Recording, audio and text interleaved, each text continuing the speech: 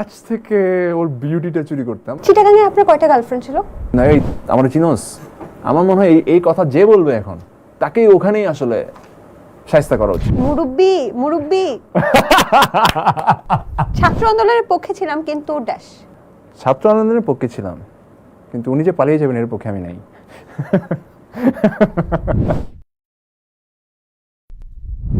দর্শক, the talk রুমের আজকের গেস্ট একজন অভিনেতা। তিনি সুদর্শন, সোজা কথার মানুষ এবং তার চেহারার মধ্যে নাকি একটা প্রতিবাদী ভাব আছে। দর্শক বুঝতেই পারছেন কে, জনপ্রিয় অভিনেতা ইরফান সাজ্জাদ আজকের গেস্ট। কেমন আছেন? আমি ভালো আছি, কিন্তু আমার ফেসে প্রতিবাদী ভাব আছে, এটা কি বলবো? এটা প্রোডিউসার বলেছে। Very bad. না, তারপরেও কিন্তু আছে একটা প্রতিবাদী ভাব। না থাকলেও আপনাকে কিন্তু সোশ্যাল মিডিয়াতে বেশ প্রতিবাদী দেখা যায়, বিভিন্ন অন্যায়ের প্রতিবাদ করেন। প্রতিবাদী বলতে কি, আমি অ্যাজ এ হিউম্যান, আমার ফেসবুকে যেটা আমার বায়োতে লেখা যে I M a very simple human being. মানে আমার কাছে যেহেতু আমি খুব নিজেকেই সাধারণ মনে করি, তার মিনস হোয়াট, আমি খুব সাধারণ লাইফস্টাইল মেনটেন করার চেষ্টা করি। তো সেখানে আসলে আমি কখনো কারোর থেকে অন্যায় সুবিধা নিতেও চাই না, কেউ নিচ্ছে সেটাও আসলে আমি পছন্দ করি না। আলো কি এসেছে? সেটা যারা আনতে চেয়েছে তারাই বলতে পারে। আচ্ছা, তাদের জীবনে কি আসলে আলো আসছে, নাকি ভবিষ্যতে আসবে, নাকি অন্ধকার নেমে এসেছে এখন? আমার কাছে তো মনে হচ্ছে ডেফিনেটলি এখন ওনাদের লাইফে ঘোর অন্ধকার। বাট আমি বলবো যে ঘোর অন্ধকার এটা চিন্তা করার কোনো দরকার নেই।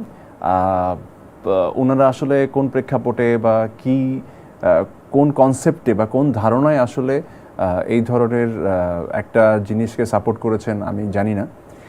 বাট আমার কাছে মনে হয় যে এখন ওদের একটু বোধোদয় হওয়া উচিত।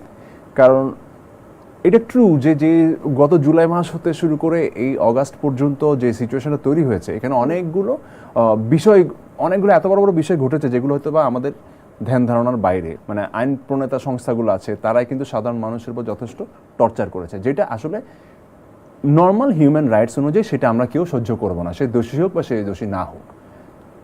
দেশে তো বিচার ব্যবস্থা আছে, আমি যদি কোনো দোষ করি আপনি আমার বিচার করেন, আপনি তো আমাকে গুলি করে মেরে ফেলতে পারবেন না। আমাদের সবার পয়েন্ট ছিল একটাতেই। আমার কাছে মনে হয় কি একজন শিল্পীর আসলে একটা এমন একটা স্ট্যান্ডে থাকা উচিত যে স্ট্যান্ডটা হবে দেশের জন্য, সর্বসাধারণের জন্য, নির্দিষ্ট কোনো দলের জন্য না।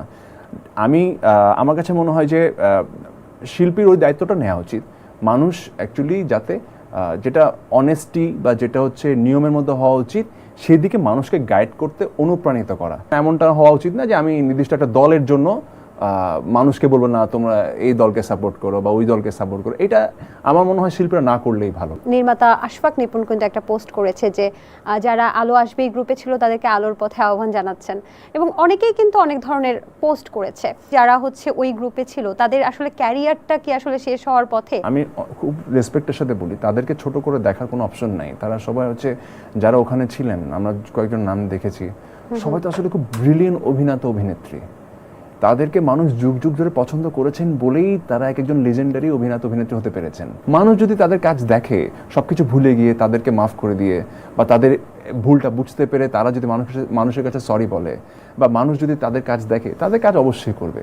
মানুষ কাজ যদি না দেখে তাহলে আমি বলবো আসলে আমি জানি না মানে এটা আসলে কোন সেন্স ওনারা করেছেন বা কিভাবে কি।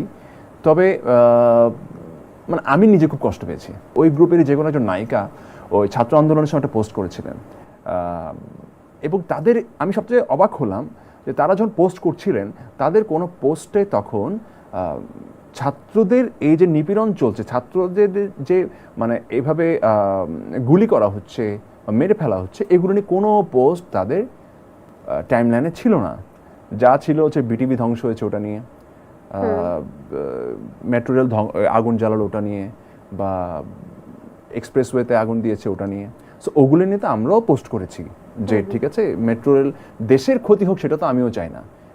এগুলো নিয়ে আমরা পোস্ট করেছি, কিন্তু এগুলো নিয়ে পোস্ট করার আগে বা এগুলো নিয়ে কথা বলার আগে আমরা তো ছাত্রদের সেফটি নিয়ে যথেষ্ট বারবার কথা বলছিলাম যে যাই হবে হোক ছাত্রদের গুলিটা না করুক, বিচার করো ভাই। কিন্তু ওয়াই ইউ আর ফায়ারিং, এই ধরনের কোনো পোস্ট বা এই ধরনের কোনো সাজেশন তাদের পোস্ট বা কোথাও থেকে ছিল না। এটা ছিল খুবই দুঃখজনক। সো যে কোনো একজন নায়িকার পোস্টে আমি কমেন্ট করেছিলাম যে আপনারা বিটিভিতে গিয়ে কাঁদছেন, দ্যাটস গুড, বুঝলাম, কিন্তু একটা পোস্ট কি ছাত্রদের পক্ষে করা যেত না? এইটা নিয়ে কথা বলছেন না কেন? Why? If you are working with government, please try to make government understand যে এটা রং হচ্ছে। আমি যে কমেন্টটা করছি সাথে সাথে ওইটা ডিলিট করে দিয়েছে। তখন আমার খুব খারাপ লাগলো যে নো, এরা আসলে দলের মোহে মানুষের কথা ভুলে গেছে। আচ্ছা, আমি আর কিছু- আপনি কি তাদের নাম বলতে চাচ্ছেন, মানে কার কথা? না, এটা হয়েছিল সোহানা সাবার সাথে। সোহানা সাবা একটা পোস্ট করেছিল, সোহানা সাবার পোস্টে আমি এটা কমেন্ট করেছিলাম আর কি, যে আপনারা বিটিভি নিয়ে কথা